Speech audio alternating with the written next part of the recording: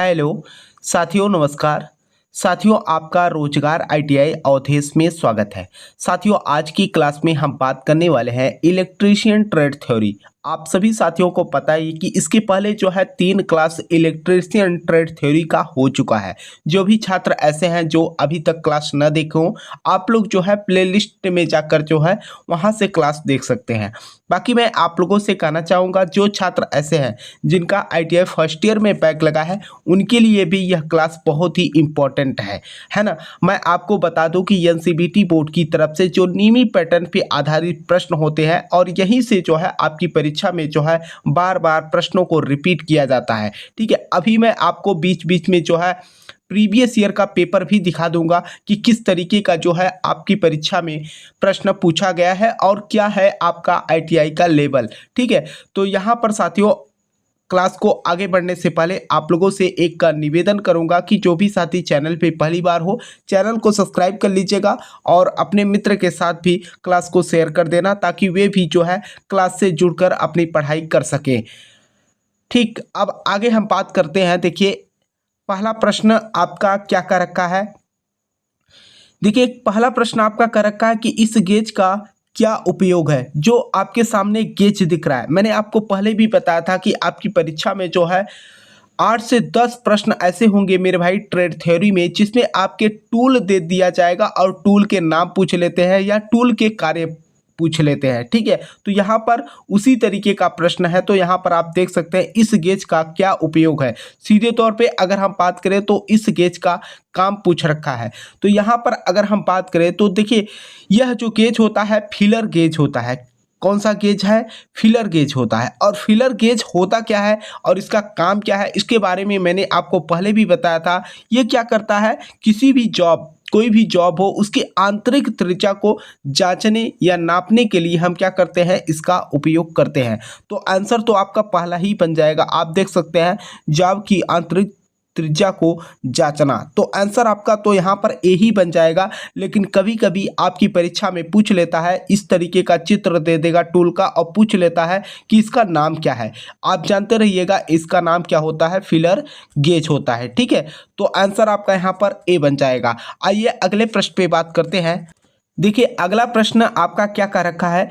अगला प्रश्न कह रखा है कि इस रेती का क्या नाम है। जो रेती आपके सामने दिख रहा है, इस रेती का नाम पूछ रखा है। मैंने आपको पहले भी बताया था कि जो आपका सिंगल कट रेती होता है वह इस तरीके का होता है। ठीक है, उसमें जो है एक ही दांते कटे होते हैं।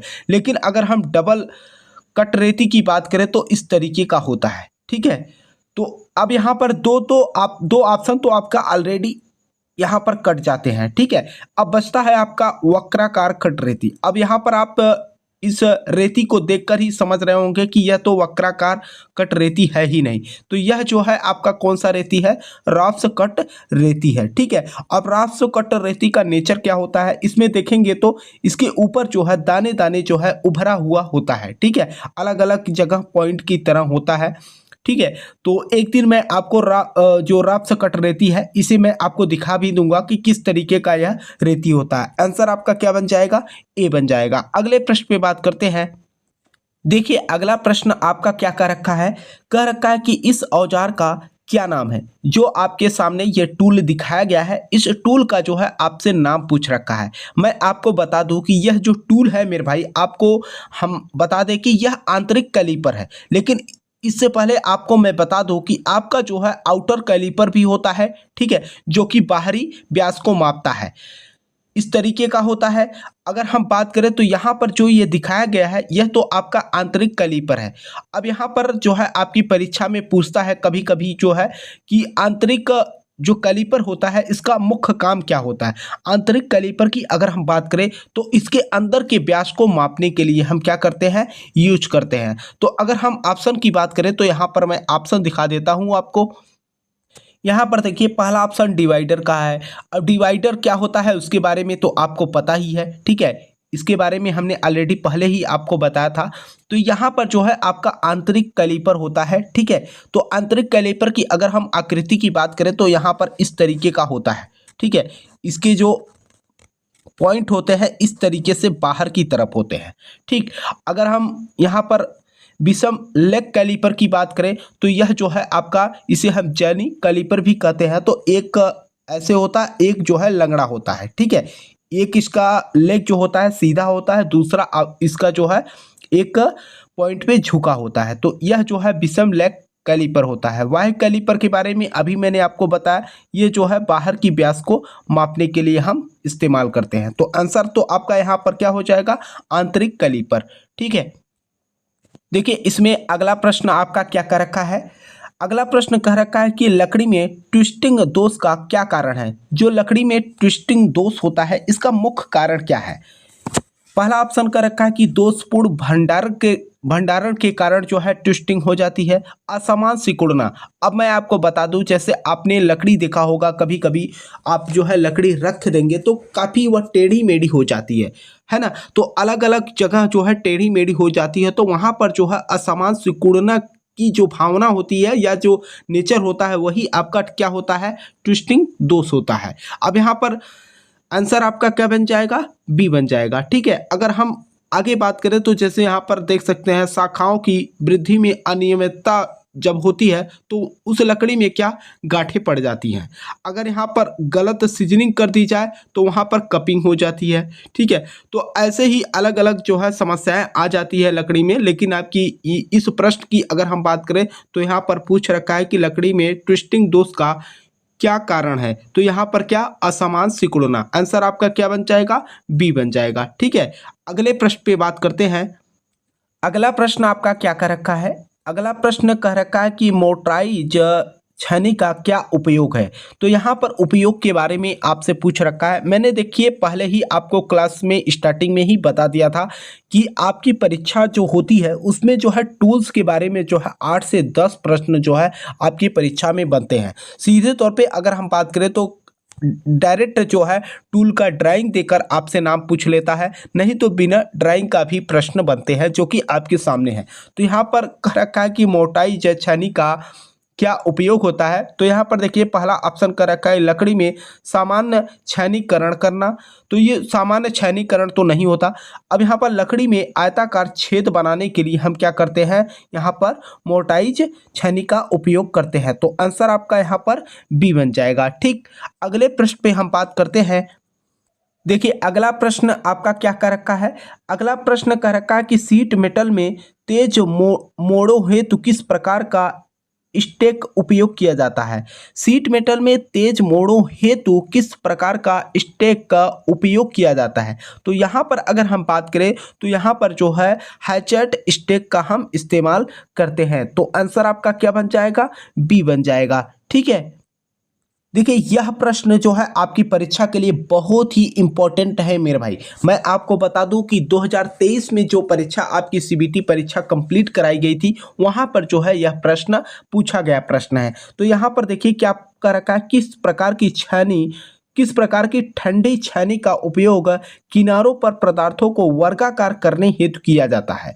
किनारों पर वर्गाकार हेतु करने के लिए किया जाता है। कहने का मतलब यह है कि हमें जो है किसी एंगल पे झुकाना होता है ना। तो वहाँ पर जो है हम किस प्रकार के छेनी का हम उपयोग करते हैं। तो यहाँ पर देखिए कर रखा है किस प्रकार की ठंडी छेनी का उपयोग किनारों पर पदार्थों को वर्गाकार करने हेतु किया जाता है। तो यहाँ पर देखिए अगर हम बात करें तो जो आपका हीरा पॉइंट छेनी होता है, कहने का मतलब डायमंड पॉइंट चीजल जो होता है वही जो है यहाँ पर इस्तेमाल किया जाता है। अगर हम यहाँ पर देखिए बहुत सारे छेनी के आपके ऑप्शन दिए गए हैं, है ना। क्रॉस कट छेनी का उपयोग क्या होता है, क्रॉस कट निशान लगाने के लिए हम यहाँ पर इस्तेमाल करते हैं। तो आंसर तो आपका यहाँ पर क्या बन जाएगा, डी बन जाएगा, ठीक है, हीरा पॉइंट छेनी। अगले प्रश्न पे हम बात करते हैं। देखिए अगला प्रश्न जो आपका कह रखा है, किस प्रकार की कैलिपर का उपयोग पदार्थ के बाहरी सिरों पर समांतर रेखाएं खींचने में होता है। किस प्रकार के कैलिपर का उपयोग पदार्थ के बाहरी सिरों पर समांतर रेखाएं खींचने में होता है। अगर हम बात करें तो इसके पहले भी मैंने आपको जैनी कैलिपर का नाम बताया था, और जैनी कैलिपर का जो काम होता है ये समांतर रेखाओं को खींचने के लिए हम इस्तेमाल करते हैं। तो यहाँ पर अगर हम जैनी कैलिपर की आकृति की बात करें या डिजाइन की बात करें तो इस तरीके का होता है, ठीक है। इसका एक लेग जो है सीधा होता है, दूसरा लेग जो है इसका पॉइंट एक एंगल पे झुका होता है, ठीक है। तो इस तरीके की आकृति होती है, तो वह जो है क्या होता है, जेनी कैलिपर होता है। तो ये जो है समांतर रेखाओं को खींचने के लिए हम क्या करते हैं, इसका उपयोग करते हैं। तो आंसर तो आपका क्या बन जाएगा, जेनी कैलिपर। और बाह्य कैलिपर का क्या काम होता है, ये बाहरी व्यास को मापने के लिए हम इसका इस्तेमाल करते हैं। आंतरिक कैलिपर का उपयोग क्या होता है, इसके अंदर की किसी अंदर की भाग को, जैसे कोई सिलेंडर नुमा आकृति का है तो उसके अंदर के व्यास को हम मापने के लिए इस्तेमाल करते हैं। तो आंसर तो आपका यहाँ पर क्या बन जाएगा, बी बन जाएगा, ठीक है। देखिए अगला प्रश्न जो आपका कह रखा है मेरे भाई, यहाँ पर कह रखा है क्या कि इस ड्रिल बीट का क्या नाम है। जो ड्रिल बीट आपके सामने दिखाई गई है, इसका नाम क्या है। यहाँ पर अगर हम बात करें, इसके द्वारा जो है हम काफ़ी दूरी तक क्या ड्रिल किया जा सकता है। जैसे आपने ड्रिलिंग बीट देखा होगा या ड्रिलिंग मशीन आपने देखा होगा, तो उसमें जो है ड्रिलिंग बीट लगाई जाती है। और ड्रिलिंग बीट ही क्या करता है, किसी भी वर्कपीस को छिद्र या ड्रिलिंग करना हो तो यही ड्रिलिंग बीट का ही मुख्य काम होता है। आप देखेंगे जब ड्रिलिंग बीट को, तो इसमें जो है एक आकृति बनी होती है, जो कि जो मटेरियल काटता है उस मटेरियल को बाहर निकालने का एक रास्ता होता है। और यहाँ पर आप देखेंगे ध्यान से, तो एक थोड़ा सा एंगल पे झुका हुआ पॉइंट होता है। तो यह जो आपकी परीक्षा में पूछ रखा है, या हम यूँ कहें कि ये थोड़ा सा टेपर होता है, ठीक है। तो आंसर अगर हम बात करें, ऑप्शन की बात करें, तो ये जो है आपका टेपर सैंक बीट होता है। क्या, टेपर सैंक बीट होता है। तो आंसर आपका क्या, बी बन जाएगा, ठीक।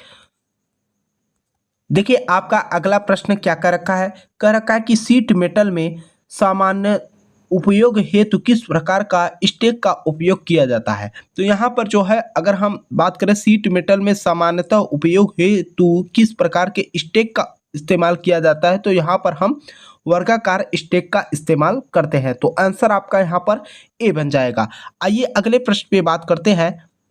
देखिए अगला प्रश्न आपका क्या कर रखा है, अगला प्रश्न आपका कर रखा है कि आईएसओ मैट्रिक का फाइन थ्रेड M12 अब यहाँ पर इंटू 1.25 में 1.25 नंबर क्या इंगित करता है। अब यहाँ पर देखिए आपको बता दें कि ये जो है स्क्रू का जो है समस्या है। और जैसे आपने स्क्रू देखा होगा, तो स्क्रू में जो है कुछ रूल होते हैं, और यहाँ पर जो है इस तरीके का जो है M12 इंटू 1.25 देकर पूछ रखा है कि 1.25 क्या है और M12 क्या है। तो यहाँ पर सबसे पहले तो हम 1.25 की अगर हम बात करें, तो यह जो है थ्रेड के पिच को जो है इंगित करता है। तो अगर हम आंसर की बात करेंगे, तो आपका यहाँ पर आंसर तो बी बन जाएगा, थ्रेड का पिच। लेकिन M12 क्या है, ये जो M12 अंकित किया गया है, यह जो है स्क्रू का व्यास को इंगित करता है, ठीक है, स्क्रू के व्यास को इंगित करता है। तो आंसर आपका क्या बनेगा, यहाँ पर बी बनेगा। मान के चलिए अगर M12 पूछा होता, तो आप जो है स्क्रू का व्यास बताते, ठीक। अगले प्रश्न पे बात करते हैं। देखिए अगला प्रश्न जो कर रखा है, मुझे उम्मीद है कि आप जो है इसे कमेंट करके जरूर बता देंगे, है ना, क्योंकि ऐसा प्रश्न मैंने ऑलरेडी पहले ही आपको करा दिया है। यहाँ पर देखिए, लकड़ी में अनियमित रूप से शाखाओं के उगने के कारण कौन सा दोष उत्पन्न होता है। लकड़ी में अनियमित रूप से शाखाओं के उगने के कारण कौन सा दोष उत्पन्न होता है, तो इसमें जो है गांठें उत्पन्न हो जाती हैं। आंसर आपका क्या बन जाएगा, ए बन जाएगा, ठीक है। अगले प्रश्न पे बात करते हैं। देखिए अगला प्रश्न आपका क्या कर रखा है, कह रखा है कि एक टेनन आरी के कुंद दांतों को तेज करने के लिए किस रेती का उपयोग किया जाता है। अब टेनन आरी कैसा होता है, आप इधर देखिए, इस तरीके का जो है आरी होता है, और इसमें जो है इस तरीके की आकृति होती है। तो सीधे तौर पे इसमें कह रखा है कि मान के चलिए इसमें जो है धार देना हो, दांतों को तेज करने के लिए कुल मिलाकर धार देना हो, तो उसमें हम जो है किस प्रकार की रेती का इस्तेमाल करेंगे। तो यहाँ पर वर्गाकार रेती तो हम इस्तेमाल कर ही नहीं सकते, और वृत्ताकार रेती भी इस्तेमाल नहीं कर सकते। यहाँ पर जो है आप देख सकते हैं त्रिभुजाकार रेती, त्रिभुजाकार रेती की अगर आप बात करोगे, तो त्रिभुजाकार रेती का उपयोग करके हम जो है टेनन आरी में जो है धार को अच्छे ढंग से दे सकते हैं। तो आंसर आपका यहाँ पर क्या बनेगा, त्रिभुजाकार रेती। अगले प्रश्न पे बात करते हैं। देखिए अगला प्रश्न आपका क्या कर रखा है, मैंने आपसे पहले भी कहा था कि देखिए आपके टूल के जो है चित्र देकर आपसे नाम पूछता है। यहाँ पर देखिए यक्ष से अंकित रेती के भाग का नाम बताइए। यहाँ पर जो देख रहे हैं आप, यहाँ पर रेती का जो है एक चित्र बना कर दे दिया गया है और यहाँ पर जो है आपको अंकित कर दिया गया है कि यक्ष वाले भाग का नाम क्या है। जैसा कि अगर हम बात करें, इसे जो है एज कहते हैं। एज का मतलब है कि किनारा, ठीक है। यहाँ पर अगर हम बात करें तो यह जो है आपका क्या होता है, टैंग होता है, ठीक है, टैंग होता है, ठीक। ये जो भाग होता है, जो भाग जो है आपका हैंडल में फिट होता है, ये तो आपको पता है कि हैंडल है। बाकी ये जो भाग है इसको हम हील बोलते हैं। क्या? हील बोलते हैं।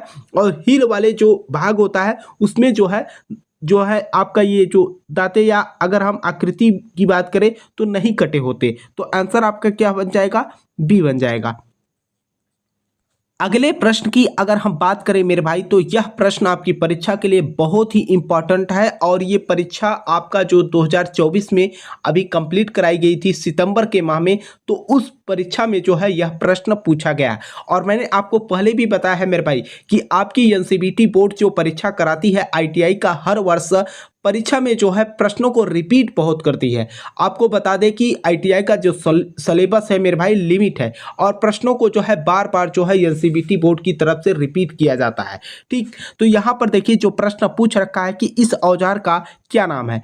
जो औजार आपके सामने दिख रहा है, ये औजार का नाम क्या है? तो सबसे पहले तो मैं आपको बता दूं इस औजार का नाम क्या होता है, आपको कमेंट करके जरूर बताना है, ठीक है। बाकी मैं आपको बता दूं इसका मुख्य काम क्या होता है। ये जो है आपको मैंने बताया था कि एक आपका जो है जैनिक कैलीपर होता है। अब जैनिक कैलीपर क्या होता है? ये जो है सीधी रेखा को खींचने, समांतर रेखाओं को खींचने के लिए हम इस्तेमाल करते हैं। अब इसको हम पहचानेंगे कैसे? इसका एक लेग जो होता है झुका होता है और दूसरा लेग जो होता है सीधा होता है। कहने का मतलब इसे हम लगड़ी कैलीपर भी बोलते हैं। और ये जो आपका आंसर बनेगा यह जो है जैनिक कैलीपर हो जाएगा, ठीक है। और आज की क्लास मुझे उम्मीद है कि आपको जो है पसंद आई होगी। अगर आपको किसी प्रश्न को लेकर कोई डाउट हो मेरे भाई, तो आप जो है नीचे कमेंट बॉक्स में जरूर कमेंट कर देना, ताकि मैं आपको रिप्लाई के माध्यम से या नेक्स्ट क्लास में जो है आपको एक्सप्लेन करके समझा दूं, ठीक है। और आपके जो साथी हों जो भी आईटीआई कर रहे हो, चाहे आपका आईटीआई बैक लगा हो, चाहे आप आईटीआई फर्स्ट ईयर के स्टूडेंट हो, आपको मैं बता दूं कि आपकी परीक्षा में जो है यहीं से प्रश्न पूछे जाएंगे। अगर आप एक बार क्लास को अच्छे ढंग से देख लेते हैं मेरे भाई, तो आपको जो है परीक्षा में कोई दिक्कत नहीं होगा, क्योंकि मैं आपको पहले भी बोल रखा हूं कि यहीं से जो है आपकी परीक्षा में जो है प्रश्न पूछे जाते हैं। अभी मैं आपको प्रीवियस ईयर का जब पेपर कराऊंगा तो उसमें देखिएगा यहीं से जो है प्रश्नों को बार बार क्या रिपीट किया गया है, ठीक है। और मुझे उम्मीद है कि आपको क्लास पसंद आई होगी, है ना। अगर अभी तक आपने क्लास को लाइक न किया हो, क्लास को लाइक कर लेना। और चैनल पे अगर आप पहली बार हो तो चैनल को भी सब्सक्राइब कर लेना, ताकि आपको क्लास की नोटिफिकेशन मिल सके और आप अपनी पढ़ाई कर सके। तब तक के लिए आपसे हम मिलते हैं नेक्स्ट वीडियो में नए क्लास के साथ। तब तक के लिए जय हिंद, जय भारत।